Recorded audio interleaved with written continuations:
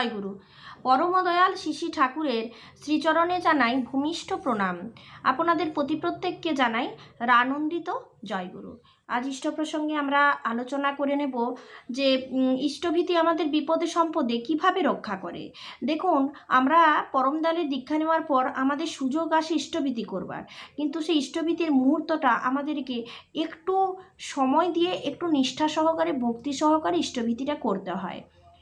দীক্ষা নিলাম এবং দীক্ষা নিয়ে আমার জীবনকে যদি আমি সংশোধন না করলাম, দীক্ষা নিয়ে যদি আমার কোনোরূপ পরিবর্তন না হলো, তাই আমাদেরকে ইষ্টভীতির সময়টাকে একটু গুরুত্ব দিতে হবে। ইষ্টভীতির সময় যখন ঠাকুর বলেছেন সেই সময় ইষ্টভীতি করতে হবে। আমি ইষ্টভীতি করলাম, দীক্ষা নিলাম, কিন্তু আমার জীবনটা যেভাবে চলছিল সেইভাবেই যদি জীবনটা চলতে থাকে, তাহলে কিন্তু এই জীবনের আর কোনো দাম থাকবে না। আমার জীবনে ঠাকুর এলেন, ঠাকুরের প্রভাব যদি আমার জীবনে না পড়লো, তাহলে আমার দীক্ষা নিয়ে কী লাভ হলো? তাই আচার্যদেব বারংবার বলছেন যে আপনারা দীক্ষা নিয়েছেন, ইষ্টভীতি করছেন, ঠিক কথাই, ঠাকুরের সাথে যুক্ত হওয়ার যে একটা প্রভাব জীবনে পড়ে, সেটা পড়েছে নাকি লক্ষ্য রাখুন, আর ইষ্টভীতিটা ভালোভাবে করুন। তাই আমাদেরকে কিছু নিয়ম পালন করতে হয়। ঠাকুর বলছেন, ঠাকুরকে হরিনন্দদা একবার বলছেন, নাম ধ্যান করি কিন্তু শব্দ পাই না, এর কারণ কি? শ্রী শ্রী ঠাকুর বলছেন, ওটা আসে প্রবল আগ্রহ থেকে। আগ্রহ মানে একাগ্রতা। নাম কম্পন সৃষ্টি করে স্নায়ুর ভিতর তরঙ্গ তোলে, তাতে মস্তিষ্ক কোষগুলির মধ্যে একটা দহন তাপের সৃষ্টি হয়। এতে কানের ভিতর সুপ্ত শব্দ যেগুলি আছে জেগে ওঠে। আসল কথা হচ্ছে যোগ আর টান। অনুভূতির কামনায় নাম করলে সেটা অনুভূতির অন্তরায় হয়ে ওঠে। আমি তাকে ভালোবাসি তার সব কিছু নিয়ে, তাকে জীবন্ত করে তুলতে চাই আমাদের জীবনে, তার পরিপোষণ, পরিপূরণ, পরিরক্ষণ আমার স্বার্থ হয়ে ওঠে। এমনি করে আমাদের অনুরাগ অবাধ্য হয়ে পড়ে, আকুতি এনার্জি হয়ে ওঠে। ভাবের আবেগ হয়তো জাগলো, আবার হয়তো উবে গেল, তাই নিরন্তর সক্রিয় অনুরাগের উপর দাঁড়াতে হয়। আকুতিটা ক্ষুধার মতো, এর সঙ্গে সক্রিয় সম্বেগ থাকলে শোনাই সোহাগা। কোনো ভালো আবেগ আসলে কিছুতেই তা ব্যর্থ হয়ে যেতে দিতে নেই। একজনের প্রতি হয়তো দয়া হলো, কিন্তু তার জন্য যদি কিছু না করি, তখন ওই দয়া উবে যায়, আমি নিরেট হয়ে যাই। তাকে অন্তত এক মুঠা চালও যদি দিই, তাহলেও ওই আবেগটা বজায় থাকে এবং আমার চরিত্রও উন্নত হয়। তাই ইষ্টানুরাগ বাড়াতে গেলে নিয়মিত ইষ্টভীতি করে যেতে হয়। তা আমাদের ভিতর এমন একটা শক্তি সঞ্চিত করে তোলে, যা আপদে বিপদের সময় আমাদের অভাবনীয়ভাবে রক্ষা করে। দেখুন, আমাদের এই ইষ্টভীতিটা হচ্ছে আসল সম্পদ। এই দীক্ষা নেওয়ার পর অন্যান্য জায়গায় ইষ্টভীতি সম্পর্কে কিছুই বলা নেই, কিন্তু আমাদের ঠাকুরের দীক্ষা নিলে ইষ্টভীতিটা করতে হয়। তার জন্য আমাদের ঠাকুর একটু আলাদা। কিন্তু যেখানেই যান, যার কথাই শুনুন না কেন, পণ্ডিতদের কথা শুনলেও সেই ঠাকুরের কথাই আসে, আবার কবিদের কথা শুনলেও সেই ঠাকুরের কথাই আসে, আবার ঋষিদের কথা শুনলেও সেই ঠাকুরের কথাই আসে। তাই ঠাকুরের কথাকে বাদ দেওয়ার ক্ষমতা কারোর নেই। আর বৈজ্ঞানিকদের গবেষণাও সেই ঠাকুরের কথাই বলে। আপনারা মিলিয়ে নেবেন, আমি ঠিক বলছি না ভুল বলছি। তাই ঠাকুরের কথাকে যেহেতু বাদ দেওয়া যায় না, তাই ঠাকুরের কথা আমি কেন বাদ দেব?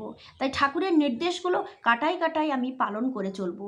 এতেই আমার উন্নতির চাবিকাঠি, এখানেই আমার উন্নতি লুকিয়ে আছে।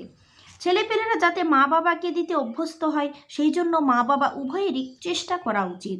মার উচিত সেভাবে বলা যাতে বাবাকে দেয়, এবং বাবার উচিত ছেলেপেলেকে দিয়ে মাকে দেবার অভ্যাস করানো।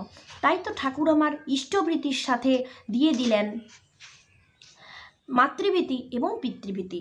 ইষ্টভীতি করতে করতে এর একটা যে শক্তি আসে, সেই শক্তি সঞ্চিত হয়। এই শক্তিটাই হচ্ছে আমাদেরকে আপদে বিপদে রক্ষা করে। যেমন তেমনভাবে ইষ্টভীতি করলেও যে শক্তি আসে না, এটাও মাথায় থাকা উচিত। শক্তি আসে এমনভাবে ইষ্টভীতি করতে হয়। আমরা পুরোটাই পজিটিভিটি নিয়ে যদি ইষ্টভীতি করি, ইষ্টভীতির সময় কোনো রকম সংশয় চিন্তা না করে, কোনো রকম মানে অবিশ্বাসজনক কথাগুলোকে না ভেবে যদি আমরা ইষ্টভীতি করি, সেই ইষ্টভীতিটা ফলদায়ক হয়। ঠাকুরকে নিবেদন করছি, আমার সমস্ত যোগ্যতাটুকু দিয়ে আমি ঠাকুরকে দিচ্ছি। ঠাকুরকে ইষ্টভীতি নিবেদন করতে হয় এইভাবে। ইষ্টভীতি করলেন প্রতিদিন ভোরবেলায়, এবং ইষ্টভীতিটাকে 30 দিনের দিনে যখন পাঠাচ্ছেন, আপনি আপনার থেকে নিজস্ব থেকে দিয়ে আপনি ইষ্টভীতিটা ঠাকুরকে নিবেদন করুন। এইভাবে ভালোবেসে মন নিয়ে যখন ইষ্টভীতি করবেন, তখন ইষ্টভীতি থেকে যে শক্তি, সেটা আপনার মধ্যে সঞ্চয় হবে।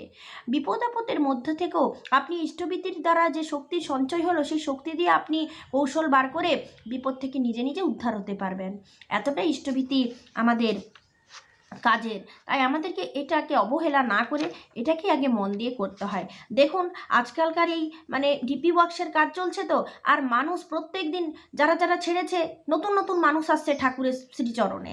কিন্তু দেখুন, প্রত্যেকের ইষ্টভীতি সম্পর্কে একটা না একটা গোলযোগ আছেই, কোথাও না কোথাও ভুল আছে। এমনকি যারা সস্তয়নী নিয়েছে, যারা ইষ্টভীতি করছে, তাদেরও দেখবেন কোথাও না কোথাও গোলযোগ একটুখানি আছে। হলেও পাথরাবার দিক থেকে সমস্যা, না হলে কোড়ার দিক থেকে সমস্যা, কিছু না কিছু চলছেই আছে। তাহলে ইষ্টভীতিতে যাতে গোলযোগ না হয়, এই ভাবনাটা আমাদের মধ্যে যেন আসে। এরপরে আমরা কিভাবে বুঝবো যে ইষ্টভীতির মধ্যে গোলযোগ আসছে?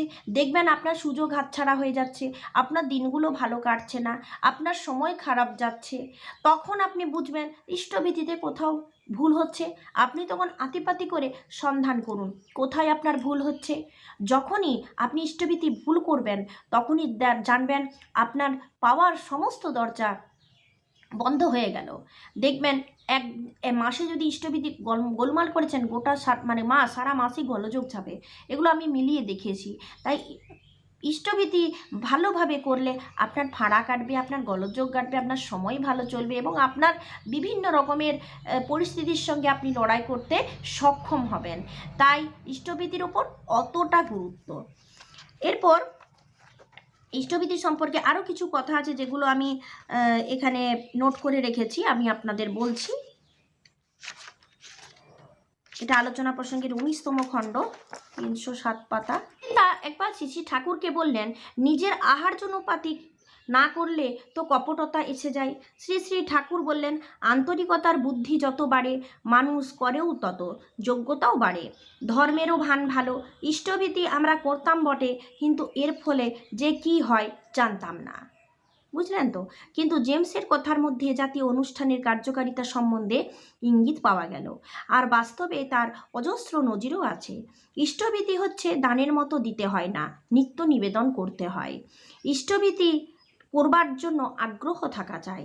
তা দৈনন্দিন জীবনে সমস্ত কাজগুলির মধ্যে অজানিতে অনুসৃত হয়, আর সেগুলিকে নিয়ন্ত্রণ করতে হয়।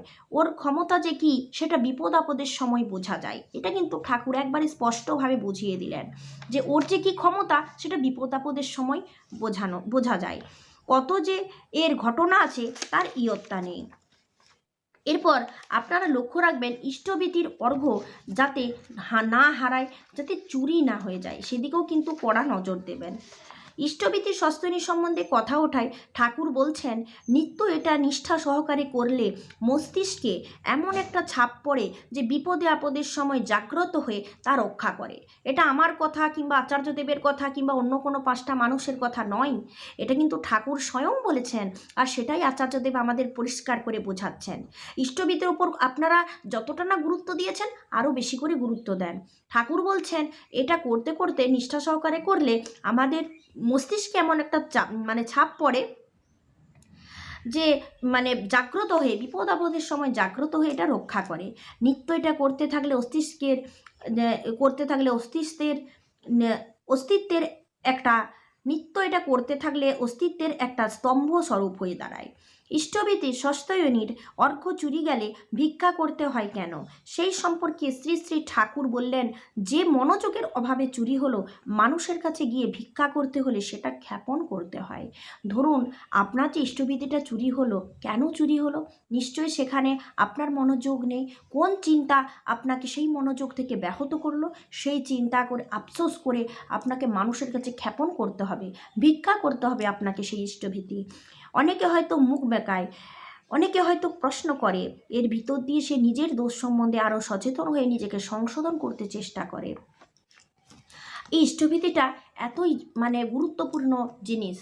আজকালকার দিনে ইষ্টভীতি ওপরে গবেষণা চলছে, কিন্তু গবেষণার কোনো কথাই ঠাকুরের কথাটাকে কাটতে পারেনি। জানেন কি, ইষ্টভীতি ভরে ওঠা করা, 30টি দিনে দিন ইষ্টভীতি পাঠানো, এটা কিন্তু আমাদের করতেই হয়। এটা করতে গিয়ে আমাদের পাওয়ার দরজাটা খুলে যায়, আমাদের শরীর মন সুস্থ থাকে, আমাদের মন আনন্দে থাকে ইষ্টভীতি করলে। প্রত্যেক দিন আমি আমার গুরুকে কিছু নিবেদন করছি, এর চাইতে ভালো জিনিস আর কি আছে? মানুষ দিতে শেখে, এইভাবে ঠাকুরকে দিতে দিতে সে নিজের যোগ্যতা অর্জন করতে শেখে। তাই আপনি যখন ইষ্টভীতি করবেন তখন মন দিয়ে ভালোভাবে ইষ্টভীতি করুন, পুরো মাইন্ডটা আপনি ওখানেই, ওই অতটুকু আপনি ঠাকুরের, এবং ওই সময়টা আপনি মনটা লাগান পুরোটাই। এর থেকে একটুও যদি কোনো মতে ব্যাহত হয়েছেন, তাহলে কিন্তু আপনার ইষ্টভীতিটা পুরোটাই নষ্ট যাবে। ইষ্টভীতি করছেন অথচ ফল হচ্ছে না, আপনি দেখুন কোনো জায়গায় আপনি দ্বন্দ্বীবৃত্তি করছেন না তো? ইষ্টভীতি ভালো করলেও অনেক সময় ফল পাওয়া যায় না যদি দ্বন্দ্বীবৃত্তি না করেন।